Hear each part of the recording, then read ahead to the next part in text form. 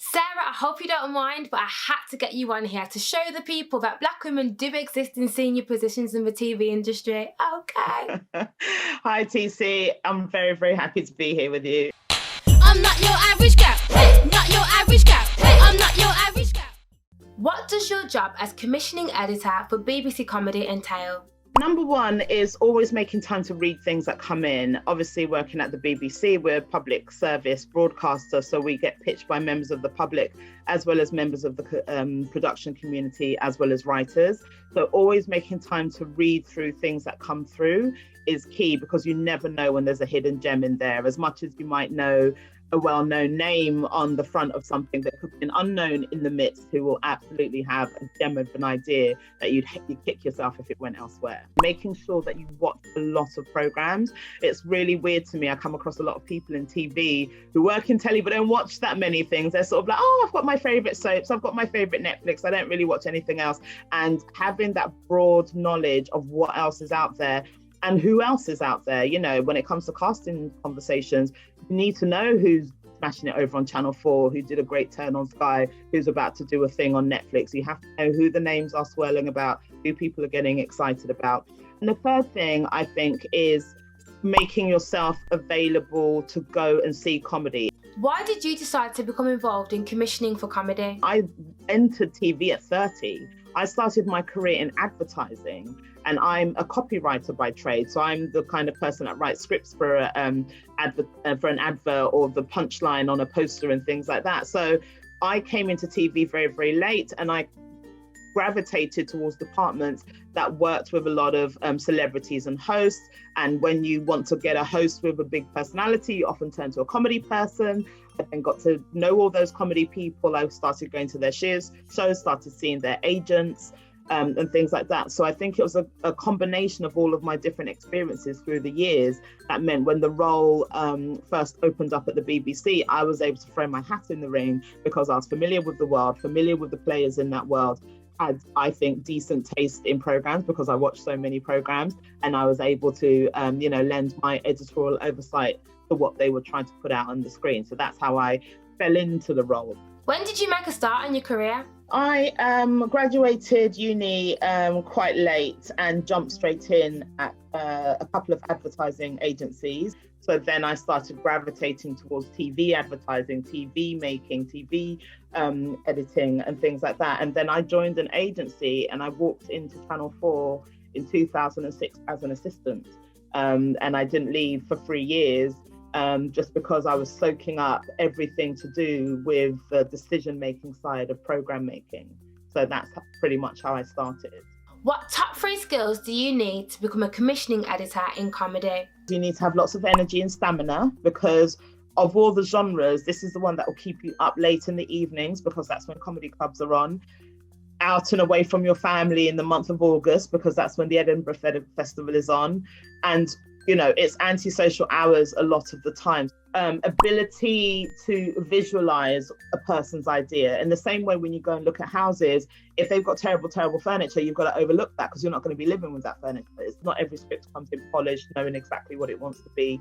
Sometimes you've got to look past the bits that don't quite add up, believe that with a bit of back and forth, it will add up and those ideas will come through and the comedy will shine through. TV making and commissioning, I think, can take itself a little bit seriously. And I just think keeping a good sense of humor, it helps to work in comedy to keep your humor.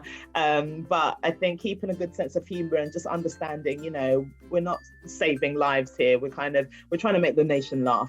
Who helped you? I happened to land at the BBC at a time when it was taking seriously the lack of diversity in senior roles, and they were running the assistant commissioner programs.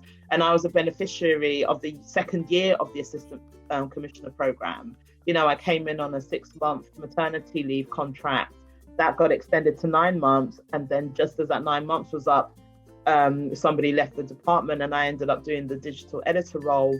And just as that was winding down, the assistant commissioner roles came up again, and I threw my hat in the ring and was able to take that forward. So there's definitely really great schemes if you can look past any kind of condescension in the wording of it or the connotation of it. You know, it's sort of I'm 39, what do you mean I need a scheme? You know, getting past that type of thing and seeing where it could potentially take you, I think is a brilliant thing. All of us got roles at the end of it. All of us got permanent roles at the end of it, and proper titles and proper pays at the end of it. So I'm a massive advocate for schemes. So tell me, what's been one of your best career highlights or achievements so far? For me, it's when somebody completely new, completely with no confidence, gets a thing commissioned or made, gets their idea taken seriously, gets a finance committee approving their idea and releasing money for them. I think those things are so huge, you can't ever take them for granted. What's been one of the biggest learning curves for you during your career so far, and what did you learn from this? Not everyone with a big name or a big sounding CV or things like that always knows what they're doing and always gets it right. What's your ultimate career goal? To make a program that has massive cultural impact. That could be something like, you know, the Black Sex and the City, the British Insecure, whatever that is. I want to be the person that found that writer who gathered that cast, that told a story that all the girls that look and sound like me can look up to and say, oh my gosh, that's an inspirational space that I could get into. Because I absolutely aspired to Sex and the City, and I don't look like any of those women. I certainly don't have their pockets. I definitely don't date the way they did, but I did take myself on a solo trip to New York. I bought myself a fake fur. I bought myself some very cheap, but very Manalo Blahnik looking heels. But I think I would have been far happier if a woman that looked like Issa Rae or Oprah Winfrey was walking that walk and talking that talk. So now that I'm in the biz and now that I'm in a decision-making space, maybe I can make that happen. What's one piece of advice that you have for young women who aspire to get into TV? When I hear people saying, oh, I want to work in the media, or my degree's in media studies, I don't think they've figured out what corner of the world they want to occupy, because it spans such a huge swath of jobs. Media could be PR, it could be photography, it could be journalism, it could be advertising, it could be tele, film, theatre, anything in between. If it's journalism, if you feel like you want to be in front of the camera, delivering the news down the line, practice at home and in the mirror, turn up for all the auditions, turn up for all the internships, do all the junior roles, get in however you can get in. If it's program making, again, get familiar with reading scripts. There are so many resources out there. You know, the writer's room has a whole library full of scripts that you can read and you can see, oh wow, that's what it was to begin with, and now it's evolved into that, and you can start that part of your brain that has the discernment, that has an opinion rather than, oh, it's quite good or it's quite bad. You get to exercise that muscle. Pick a lane, figure out which lane you'd want to try, and if it doesn't work for you, you're young enough, bin it, move on to the next one. You know, remember, I came into telly at the age of 30, so you can absolutely have a few goes before you settle on the one that works for you.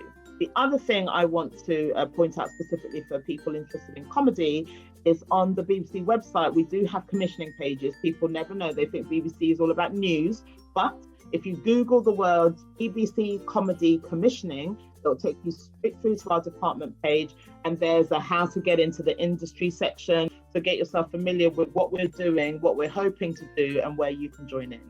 Thank you so much for joining me in today's Career Corner, Sarah. Honestly, it's such an honour. Take care. Thank you so much, Titi. It's been great being with you. I'm not your average girl. Not your